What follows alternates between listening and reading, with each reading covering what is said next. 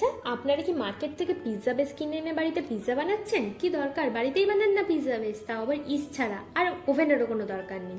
By the way, আমি আপনাদের Trisha and welcome to my channel Trisha sister ট্রিটে। আজ আমি আপনাদের জন্য বানাচ্ছি no yeast no oven pizza base. প্রথমে আমি এখানে একটা বোলের মধ্যে 200 গ্রাম মতো ময়দা নিয়ে নিচ্ছি। এবার এই ময়দার মাঝখানে একটু জায়গা করে নেব। এরপর এর মধ্যে দেবো 150 গ্রাম মতো টক দই। এরপর এতে দেবো 1 চামচ মতো বেকিং পাউডার, হাফ চামচ মতো বেকিং সোডা, স্বাদ মতো নুন, 1 চামচ মতো চিনি, আর দেবো 1 চামচ মতো বাটার। আচ্ছা, বাটারের জায়গায় আপনারা সাদা তেল 1 চামচও দিতে পারেন, কোনো অসুবিধা নেই। এবার দইটাকে ভালো করে মিশিয়ে 2-3 মিনিটের জন্য রেস্ট হতে দেবো। এবার দইয়ের সাথে ময়দাটাকে আমরা ভালো করে মিশিয়ে নেবো।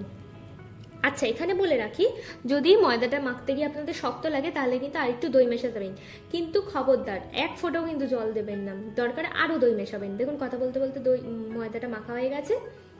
আচ্ছা, ময়দাটাকে এবার আমরা 30 মিনিটের জন্য রেস্ট হতে দেবো। তার আগে 1 চামচ মতো তেল দিয়ে ময়দার গায়ে ভালো করে মাখিয়ে নেবো, যাতে ময়দাটা শুকিয়ে না যায়। দেখুন মাখানো হয়ে গেছে। এবার আমরা একটা প্লেট দিয়ে ঢাকা দিয়ে 30 মিনিটের জন্য রেস্ট হতে দেবো।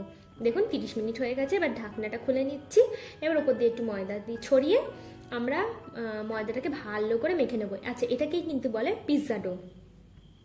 আচ্ছা, আমাদের ময়দা মাখাটা হয়ে গেছে। এবার এর থেকে আমি 2টো ছোট ছোট ডো নিয়ে নিচ্ছি আর 10 মিনিটের জন্য আরও রেস্ট হতে দেবো। এবার আমি এখানে একটা ব্যালন চাকি নিয়ে নিচ্ছি।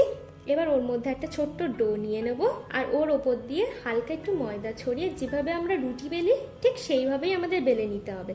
কিন্তু একটু খেয়াল রাখবেন যাতে এই রুটিটা বেশি মোটাও না হয় বা পাতলাও না হয়।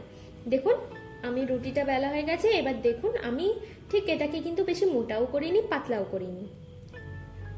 এবার একটা এখানে বেকিং ট্রে নিয়ে নেবেন। আমার কাছে বেকিং ট্রে নেই, তাই আমি এটা ইউজ করছি। আর এর মধ্যে আমি 1 চামচ তেল দিয়ে ভালো করে ব্রাশের সাহায্যে এটাকে ব্রাশ করে নেব।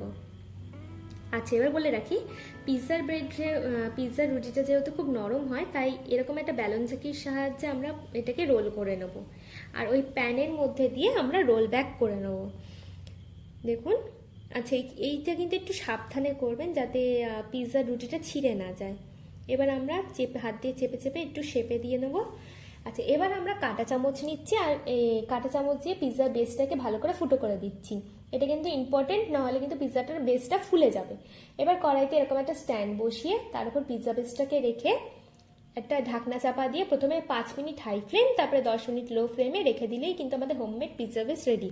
আর যদি আপনারা মাইক্রোওভেনে বাই চান্স করতেও চান, তাহলে 180 ডিগ্রি সেলসিয়াসে 10 মিনিট রাখলেই কিন্তু রেডি। যদি আমার এই ভিডিওটি আপনাদের সত্যি ভালো লেগে থাকে তাহলে প্লিজ একটি লাইক করবেন, শেয়ার করবেন, আর এরকম আরও ভিডিও পেতে আমার চ্যানেলটিকে সাবস্ক্রাইব করবেন। টাটা।